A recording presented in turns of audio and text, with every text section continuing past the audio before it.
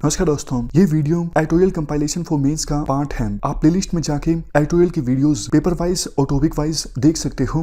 और अगर आप दिसंबर 2019 के बाद की वीडियोस को देखना चाहते हो तो वीडियो के नीचे मौजूद ज्वाइन बटन की सहायता से आप मेंबरशिप को ज्वाइन कर सकते हो।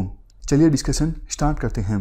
आप जीएस पेपर 4 से इस आर्टिकल को रिलेट कर सकते हो। ऑलमोस्ट 1 साल हो गया, एक स्टोरी पब्लिश हुई थी किसकी? गोमती मरिमुथु की। नाम यहां पर देखिए। इन्होंने क्या किया था? इन्होंने एशियन चैंपियनशिप जो कि ऑर्गेनाइज हुई थी दोहा में, इसमें 800 मीटर की रेस में गोल्ड जीता था।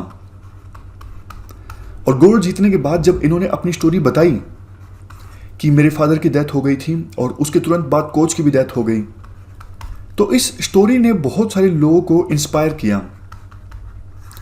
लेकिन देखो, अब ये सामने आया है कि इनके 2 बार टेस्ट किए गए थे।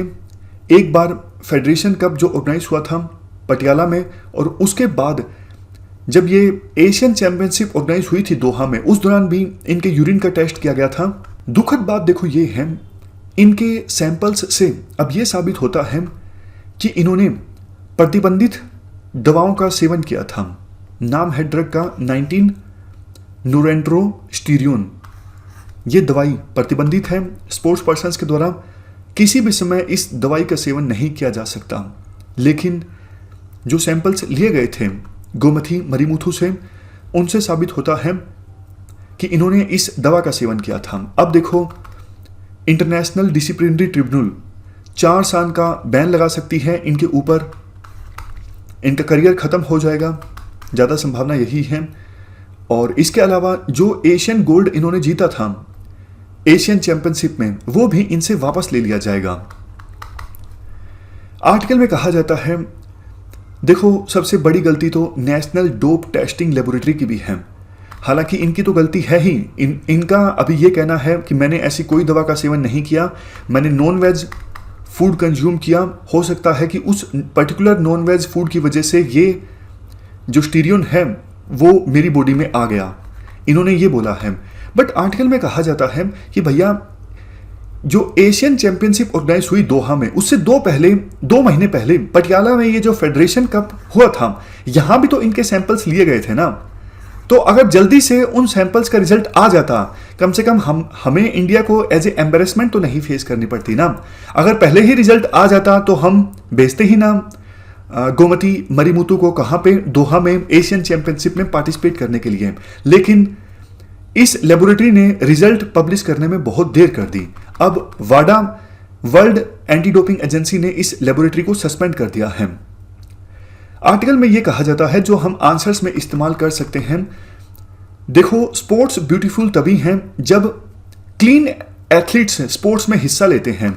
अदरवाइज तो देखो, लोगों का स्पोर्ट्स में इंटरेस्ट ही खत्म हो जाएगा।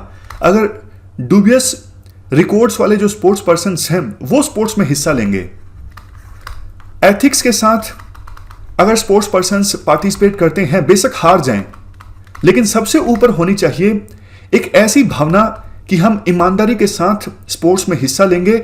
क्योंकि देखो, अगर डूबियस रिकॉर्ड्स वाले स्पोर्ट्स पर्सन्स जीतते हैं तो आप उनकी सोचिए, वो स्पोर्ट्स पर्सन्स जिन्होंने बरसों मेहनत की है, सेक्रीफाइस किया है जीतने के लिए कंपटीशन, लेकिन ड्रग्स लेकर अपनी परफॉर्मेंस को इनहेंस लेकर जीत कोई और लेता है, तो ये तो देखो एथिक्स के बहुत ज्यादा अगेंस्ट है। हमारे देश में टेम्पटेशन इसलिए भी ज्यादा है जीतने की या फिर चीटिंग से जीतने की, क्योंकि हमारे देश में जीतने के बाद सरकार जॉब्स देती है, प्रमोशन देती है, बड़े बड़े कैश प्राइज देती है। तो इस वजह से कई बार स्पोर्ट्स पर्सन्स में ये भावना आ जाती है कि किसी भी कीमत पर कंपटीशन को जीता जाए। लेकिन देखो, इससे ना सिर्फ स्पोर्ट्स पर्सन्स अपने पे दाग लगा बैठते हैं, बल्कि देश को ऑनर दिलवाने के बजाय देश को भी काफी ज्यादा एम्बेरसमेंट का सामना करना पड़ता है। जब भी देखो कोई स्पोर्ट्स पर्सन इस प्रकार से मतलब साबित होता है कि उन्होंने प्रतिबंधित दवाओं का सेवन किया, तो फिर एक अवेयरनेस सी फैलती है स्पोर्ट्स पर्सन में कि ऐसा नहीं करना चाहिए। लेकिन बावजूद इसके ऐसे केसेस सामने आते रहते हैं। इसलिए हमारी जो एजेंसी है नेशनल एंटी डोपिंग एजेंसी, उसको भी सजग हो जाना चाहिए ताकि फ्यूचर में इस प्रकार के केस सामने ना आए और देश को एम्बेरसमेंट ना झेलनी पड़े। अभी देखो आने वाले 2 सालों में काफ़ी सारे इंपॉर्टेंट इवेंट्स होने वाले हैं। ये नाम है जैसे Asian games, Olympic, world championship, Commonwealth games. लेकिन कोविड-19 के कारण स्पोर्ट्स पर्सन्स के इनफ टेस्ट नहीं हो पा रहे हैं। तो कहीं ऐसा ना हो जाए स्पोर्ट्स पर्सन्स को ये लगने लगे कि अभी दवाओं का सेवन कर लेते हैं, टेस्ट कंडक्ट नहीं होगा। बट देखो आज के समय में वो टाइम चला गया कि जब बार बार सैंपल लेने पड़ते थे स्पोर्ट्स पर्सन्स के। आज के समय में इंटेलिजेंट टेस्टिंग होती है, तो इसलिए स्पोर्ट्स पर्सन्स को इन सब चीज़ों से दूर रहना चाहिए। तो ये हमने स्पोर्ट्स एथिक्स से संबंधित पूरा आर्टिकल डिस्कस किया। इस डिस्कशन में फिलहाल इतना ही है। Thank you very much for discussion.